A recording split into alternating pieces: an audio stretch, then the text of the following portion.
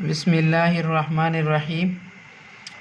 Class 9th exercise 1.5 question number 1।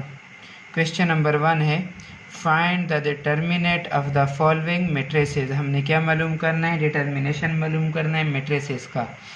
अच्छा, matrices का determination कैसे फाइंड करते हैं? ये देखो, ए मैट्रिक्स गिवन है ABCD।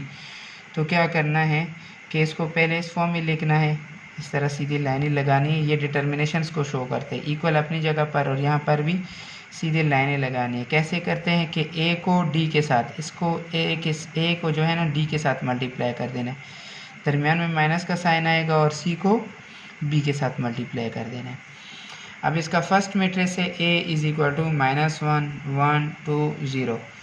इसका सलूशन, अब डिटर्मिनेशन दो तरह का हम वो कर सकते हैं, डिनोट कर सकते हैं। यू भी लिख सकते हैं, इस तरह भी लिख सकते हैं, डिटर्मिनेशन ऑफ ए, और ये मॉड ऑफ ए। इसको मॉड ऑफ ए भी पढ़ सकते हो, लेकिन यहाँ पर डिटर्मिनेशन ऑफ ए हमने पढ़ना है।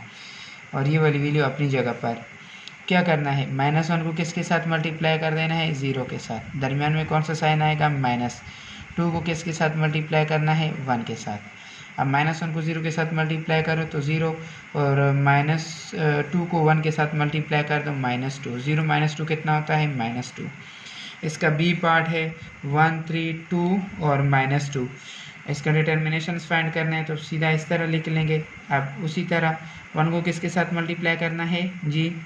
-2 के साथ। दरमियान में कौन सा साइन आएगा? माइनस का। 2 को किसके साथ मल्टीप्लाई कर देना है? 3 के साथ।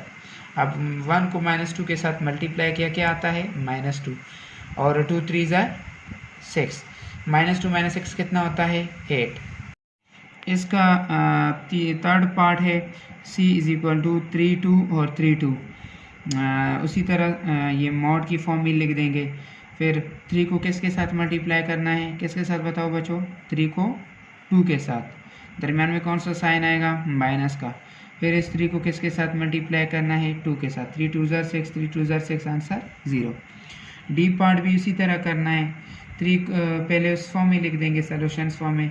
फिर 3 को किसके साथ मल्टीप्लाई कर देना है? 4, और -1 को किसके साथ मल्टीप्लाई कर देना है? 2 के साथ। तो 3 4 ज़ा 12, 2 1 ज़ा 2, 12 में से 2 निकाल दिया तो कितना आ गया? 10।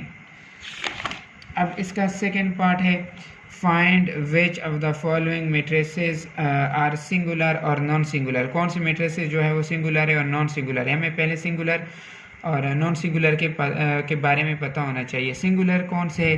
कि square matrix A is called singular if A determination equal to 0। अगर आपको एक स्क्वायर मैट्रिक्स गिवन हो, स्क्वायर मैट्रिक्स वो होता है जिसका ऑर्डर सेम हो, मतलब जिसकी रो और कॉलम की तादाद बराबर हो, जितनी रो उतनी ही कॉलम हो। अगर हम किसी मैट्रिक्स का डिटर्मिनेशन लेते और आंसर 0 आते तो वो क्या होगा? सिंगुलर होगा। और अगर हम किसी मैट्रिक्स का डिटर्मिनेशन लेते और आंसर 0 नहीं आता तो तब वो क्या कहते हैं? Non singular. तो सॉल्व करते हैं। ए पार्ट गिवन है, इसका डिटर्मिनेशन लेते हैं। 3 को किसके साथ मल्टीप्लाई करना है? 4 के साथ। तो 3 को 4 के साथ, दरमियान में कौन सा साइन आएगा? माइनस का। फिर 2 को किसके साथ मल्टीप्लाई कर देना है? 6 के साथ। तो 3 4 ज़ा 12, 2 6 ज़ा 12, 12 - 12, आंसर क्या आ गया? 0। मोबाइल आंसर क्या आया? 0। तो जब हमने डिटर्मिनेशन आया तो आंसर 0 आ गया। इसका मतलब है कि जो ए मैट्रिक्स है वो क्या है? सिंगुलर है।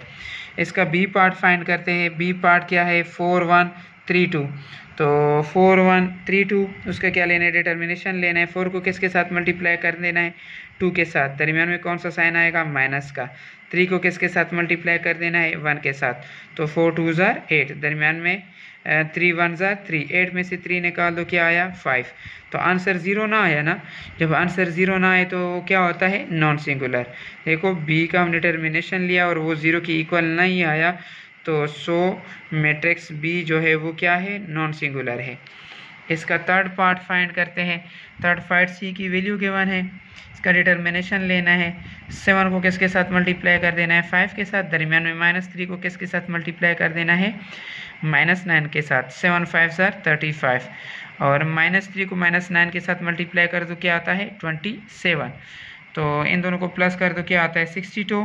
और ये नॉट इक्वल टू 0, जो मैट्रिक्स सी है वो भी नॉन सिंगुलर है, क्योंकि आंसर जो है वो 0 नहीं आया। इसका अब है डी पार्ट। तो डी पार्ट का क्या करना है, डिटर्मिनेशन लेना है। 5 को किसके साथ मल्टीप्लाई करना है, 4 के साथ। दरमियान में कौन सा साइन आएगा, माइनस। और -2 को किसके साथ मल्टीप्लाई कर देना है, -10 के साथ। 5 4 20, माइनस अपनी जगह पे। और -2 को -10 के साथ मल्टीप्लाई कर दो तो क्या आता है 20। 20 में से 20 निकल गया तो क्या आया आंसर 0।